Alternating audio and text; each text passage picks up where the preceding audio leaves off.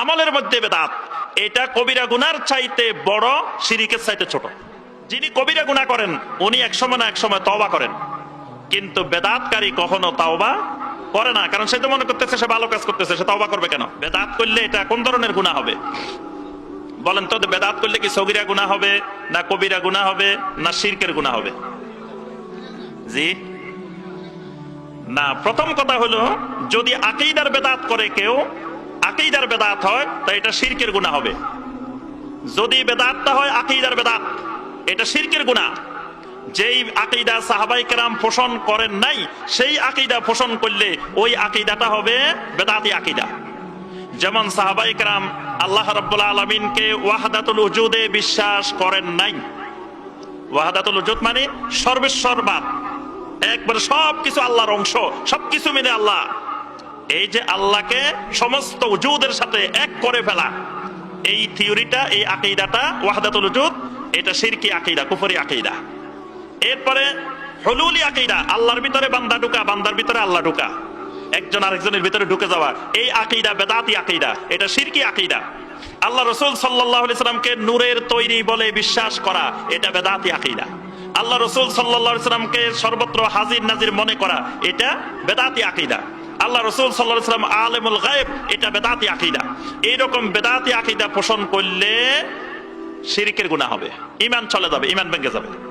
আর যদি হয় এটা শিরকের মানে বেদাতি আকীদা না, বেদাতি আমল, আমলের মধ্যে বেদাত, এটা কবিরা গুনার চাইতে বড়, শিরকের চাইতে ছোট। এটা কবিরা গুনাহ না, শুধু কবিরা গুনার চেয়ে বড় গুনাহ। কেন কবিরা গুনার চেয়ে বড় গুনাহ? আহলুল ইলমেরা অনেকগুলো কারণ বর্ণনা করছেন কেন এটা কবিরা গুনার চেয়ে বড় গুনাহ, বেদাত।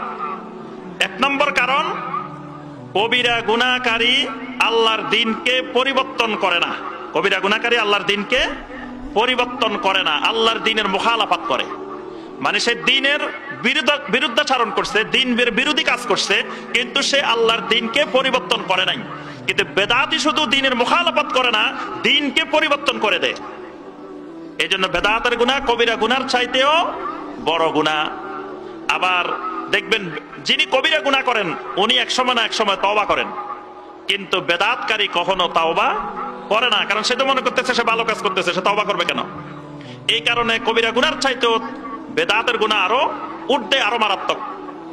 আরেকটা কঠিন জিনিস আছে, সেটা হলো কবিরা গুনার ব্যাপারে যদি আপনি কবিরা গুনাহকারীকে সতর্ক করেন, সে আপনার সাথে শত্রুতা পোষণ করে না, আপনাকে খারাপ মনে করে না। আপনি বললেন যে ভাই, এই তুমি যে মদ খাইতেছো, মদ খানাটা ছেড়ে দাও। এই তুমি যে সিগারেট খাইতেছো, সিগারেটটা ছেড়ে দাও। এই তুমি যে এই গুনার কাজটা করতেছো, ভাই এটা ছেড়ে দাও, এটা ভালো কাজ না। এই রকম নসিহত যখন করবেন, তখন আপনাকে এই লোক শত্রু মনে করবে না। কবে যে দেখো অমুক ভাই খুব ভালো মানুষ, আমাকে ভালো ভালো কথা বলে, আমাকে গুনাহ ছাড়ি দিতে বলে, আমাকে আল্লাহওয়ালা দিনদার হয়ে যেতে বলে, আমাকে কি সুন্দর সুন্দর উপদেশ দেয়, তখন আপনার আরো প্রশংসা করবে যে অমুক ভাইটা খুবই ভালো মানুষ। কিন্তু যদি আপনি একজন বেদাতিকে যাই যদি বলতে পারেন, ভাই আপনি যে কাজটা করতেছেন এটা বেদাত, আপনার বেদাতটা ছাড়ি দেন, বাস খালি এতটুকু বলছেন, আর কিছু বলার দরকার নাই। এবার আপনাকে ইহুদির দালাল, খ্রিস্টানের দালাল, কাফের, মুশরিক, মুনাফিক, মানে যত রকমের যা বলা যায়, যা শত্রুতা আপনার পিছনে করা যায়, সবগুলা লেগে যাবে। কিন্তু কবিরা গুনার নসিহত করলে আপনার পিছনে এরকম লাগবে না। কিন্তু বেদাতের ব্যাপারে যখন সতর্ক করবেন, তখন আপনার পিছনে কঠিন ভাবে লেগে যাবে। তাহলে কবিরা গুনাহ করলে সে শুধু কবিরা গুনাহ করছে, কিন্তু বেদাতের গুনাহ করার কারণে গুনাহ তো করছে, আরো যে তাকে নসিহত করলো তার বিরুদ্ধে শত্রুতা শুরু করে দিছে। এই জন্য বেদাতের গুনাহটা কবিরা গুনার চাইতেও আরো বড় গুনাহ, কবিরা গুনার চাইতেও বড় গুনাহ। এই জন্য বেদাত থেকে সবসময় কি থাকতে হবে? সতর্ক অবশ্যই থাকতে হবে।